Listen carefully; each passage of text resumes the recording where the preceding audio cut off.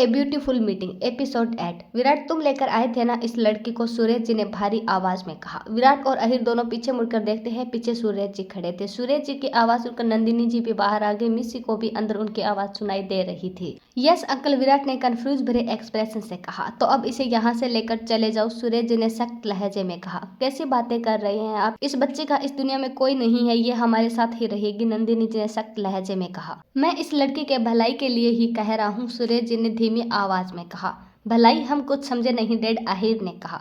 TV पर news देखी आप लोगों ने? ये देखे, सुरेश जी ने टीवी ऑन करते हुए कहा। न्यूज देखकर सब लोगों के होश उड़ गए। ये कैसे हो सकता है? अहिर ने हैरान होते हुए कहा। लेकिन अब हो चुका है, इसीलिए वो बच्ची विराट के साथ सेफ रहेगी, क्योंकि इसके घर पर बॉडीगार्ड्स है और विपिन त्रिहान की फैमिली से कोई पंगा ले इतनी किसी में हिम्मत नहीं है, सुरेश जी ने कहा।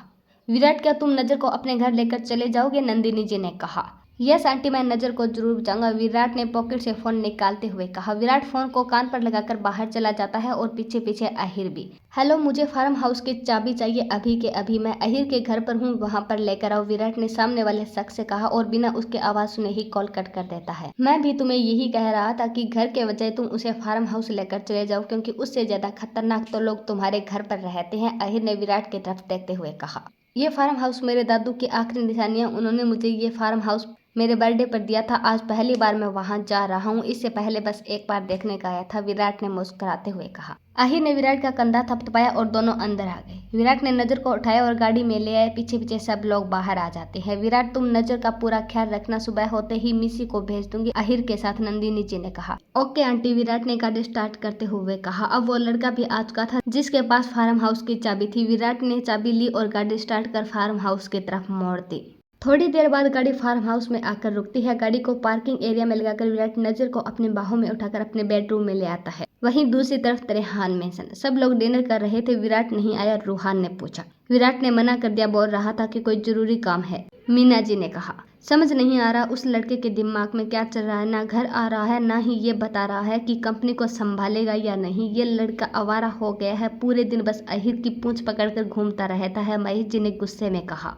महेश, आप गुस्सा मत करिए, हो सकता है विराट कंपनी जाना ही ना चाहता हो, कल तक तो मुझे यही लग रहा था कि विराट को शायद थोड़ा वक्त चाहिए, मगर वो आज मेरे कहने के बावजूद भी घर नहीं है, इसका मतलब उसे अभी काम के बोझ तले नहीं दबना, मीना जी ने चिंतित भाव का नाटक करते हुए कहा, मगर अंदर ही अंदर खुश हो रही थी कि शायद वो जो बोल रही है वही सच हो जाए। अब बस बहुत हुआ, विराट को अपना फैसला लेना ही होगा, महेश जी ने गुस्से में कहा।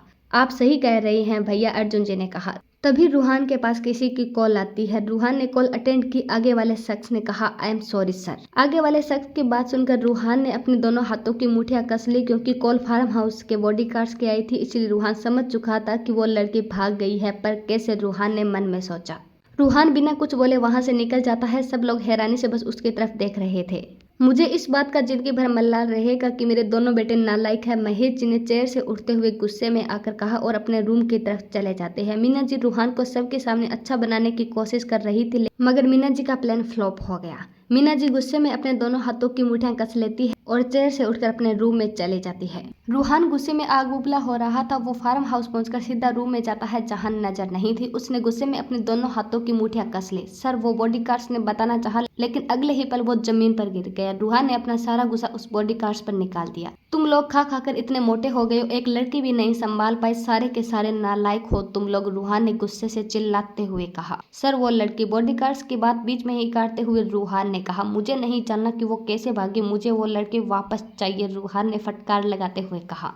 जी सर, बॉडीगार्ड्स ने इतना कहा और वो बाहर चला गया। रूहान गुस्से से तिल मिलाता हुआ सीसीटीवी रूम में जाता है और जैसे ही वो सीसीटीवी फुटेज देखता है हैरान रह जाता है। ये लड़की बहुत चालू निकली, होश में होकर भी बेहोश होने का नाटक कर रही थी और मुझे भनक तक नहीं लगी। बट कोई बात नहीं बटरफ्लाई, मैं तुम्हें पाताल से भी खोज लाऊंगा, आसमान से भी ढूंढ निकालूंगा। अब तो तुमने मुझे बिल्कुल पागल सा बना दिया है, तुम्हें मुझसे कौन बचाएगा मिस बटरफ्लाई। इतना बोलकर रूहान जोर जोर से हंसने लगता है। वहीं दूसरी तरफ विराट का फार्म हाउस। नजर धीरे धीरे अपनी आंखें खोलती है और खोलते ही नजर की आंखें बड़ी बड़ी हो जाती है, क्योंकि नजर ने आज तक ऐसा रूम नहीं देखा था, इतना बड़ा और इतना आलीशान।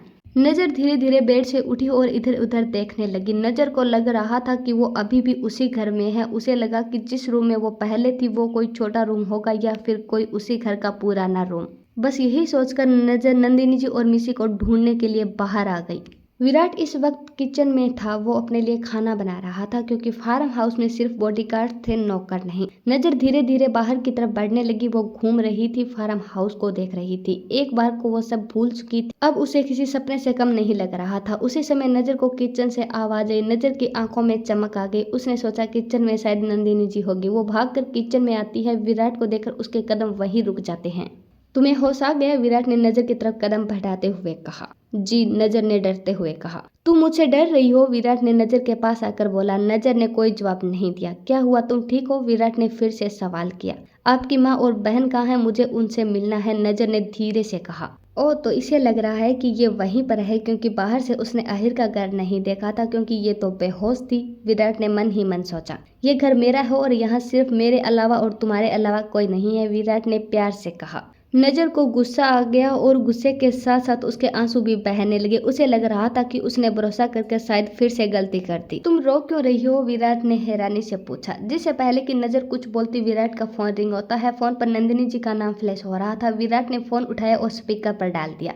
विराट बेटा, नजर को होश आ गया? वो कैसी है? उसकी तबीयत तो ठीक है ना? वो कहीं फिर से रोने तो नहीं लग गई? विराट, उसे टीवी के पास मत जाने देना वरना वो घबरा जाएगी बेटा, नंदिनी जी ने यह सब एक ही सांस में बोल दिया। नजर बस हैरानी से देख रही थी क्योंकि उसे कुछ समझ नहीं आ रहा था कि क्या हो रहा है। काम डाउन आंटी, विराट ने कहा। आंटी नाम सुनकर नजर का सिर चकराने लगा। ये सब क्या है? क्या आप उनके बेटे नहीं हैं? और टीवी पर क्या चल रहा है? नजर ने विराट की तरफ देखकर पूछा। फोन थोड़ी दूर था, इसीलिए नंदिनी जी को नजर की आवाज सुनाई नहीं दी। सब कुछ ठीक है आंटी, आप अपना ख्याल रखिएगा, गुड नाइट, विराट ने इतना कहकर फोन कट कर दिया। अब नजर रो नहीं रही थी, बस कंफ्यूज भरे एक्सप्रेशन से विराट की तरफ देख रही थी। विराट भी नजर की तरफ देखकर समझ चुका था कि उसे सब कुछ जानना है। अहिर मेरा दोस्त है, बचपन का दोस्त, सिर्फ कहने को दोस्त है, लेकिन वो मेरे भाई से भी बढ़कर है, विराट ने मुस्कुराते हुए कहा। अच्छा, मुझे लगा कि वो आपकी माँ है। थोड़ी देर रुककर फिर नजर ने सवाल किया, पर आप मुझे यहाँ क्यों लेकर आई हैं? नजर ने गुस्से से कहा। जरूरी था, विराट ने खाना प्लेट में डालते हुए कहा। अगर आप मुझे बताएंगे नहीं तो मैं जोर जोर से चिल्लाऊंगी, बचाओ बचाओ, नजर ने मासूमियत से नाराज होते हुए कहा। विराट को नजर का चेहरा देखकर हंसी आ गई। आपको मैं जोकर लगती हूँ? नजर ने मुंह बनाते हुए कहा। नो नो, मैं तो बस ऐसे ही हंस रहा था, विराट ने आराम से कहा।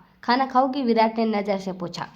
नो थैंक्स, मुझे खाना नहीं खाना, नजर ने मुंह बनाते हुए कहा। विराट बस नजर में खोए जा रहा था। उसकी मासूमियत भरी बातें विराट को पागल बना रही थी। उसका दिल जोरों से धड़क रहा था। ये कैसा फील हो रहा है मुझे? इस लड़की को देखकर एक अलग सा सुकून मिल रहा है, विराट ने मन ही मन में सोचा। कुछ देर बाद, तुम सो जाओ और अगर किसी भी चीज की जरूरत पड़े तो मुझे आवाज लगाना, मैं यही हूँ पास वाले रूम में, ओके, विराट ने नजर को ब्लैंकेट उठाते हुए कहा। नजर ने हाँ में सिर हिलाए। विराट वहां से चला गया। कुछ देर तक नजर सोने की कोशिश करती है मगर नींद नहीं आती है। थोड़ी देर बाद उसके दिमाग में वो सारी चीजें याद आना शुरू हो जाती है जो इन दिनों उसके साथ घटित हो रही थी। अब नजर बुरी तरह कांपने लगी, यहाँ तक कि वो रोने भी लगी थी। विराट अपने रूम में जाकर सोवर लेने चला जाता है। जब वो बाहर आकर एलईडी की तरफ देखता है तो हैरान रह जाता है क्योंकि वो नजर को देख रहा था। विराट ने नजर के रूम में कैमरा लगाया हुआ था ताकि वो नजर का ख्याल रख सके। विराट जैसे ही नजर के हालात देखता है भागकर नजर के रूम में आता है। जब नजर को पता चला कि विराट आ गया है तो वो भागकर विराट को गले लगा लेती है। विराट के दिल की धड़कनें एकदम से बढ़ जाती है और वो भी नजर को कसकर गले लगा लेता है। कुछ देर बाद नजर को एहसास हुआ कि वो विराट के गले लगी हुई है तो वो झट से उससे दूर हो जाती है और कहती है, I am sorry. It's okay, but तुम्हें हुआ क्या था? तुम इतनी ज्यादा घबराई हुई क्यों हो? विराट ने चिंतित लहजे में पूछा। प्लीज आप आज रात यहीं सो जाएंगे, मुझे बहुत ज्यादा डर लग रहा है, नजर ने मासूमियत से कहा।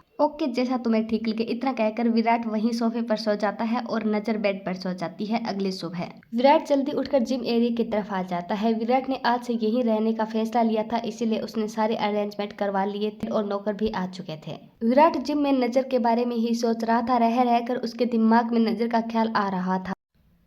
वहीं दूसरी तरफ नजर, किसी की आवाज सुनकर नजर की नींद टूट जाती है और वह बेड पर बैठ जाती है। जब उसने देखा तो उसके रूम में दो मेड थी जो आपस में बातें कर रही थी। जब उन्होंने देखा कि नजर उठ गई है तो वो बोली, गुड मॉर्निंग मैम। नजर ने भी मुस्कुराकर गुड मॉर्निंग बोल दिया। मैम आपके कपड़े हमने कबर्ड में रख दिए हैं,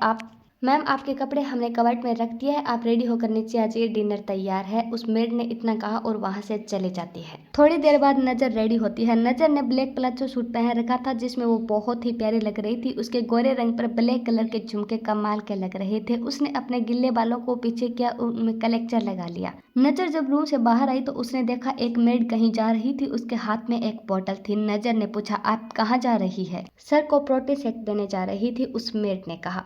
मुझे दे दीजिए, मैं दे आऊंगी। वैसे कहाँ है आपके सर? नजर ने इधर उधर नजरें दौड़ाते हुए पूछा। विराट सर जिम एरिया में है, आप वहां से होकर चले जाइए, मेड ने हाथों से इशारा करते हुए कहा। मेड की बात सुनकर नजर जिम एरिया में आ जाती है, लेकिन विराट वहां नहीं था। नजर विराट को इधर उधर ढूंढने लगी, तभी उसकी नजर फोन पर बात कर रहे विराट पर पड़ती है, जो स्विमिंग पूल के पास खड़ा था। नजर सीढ़ी से उतरते हुए विराट के पास जा रही थी, तभी वो किसी चीज से लड़खड़ा जाती है और स्विमिंग पूल में गिर जाती है।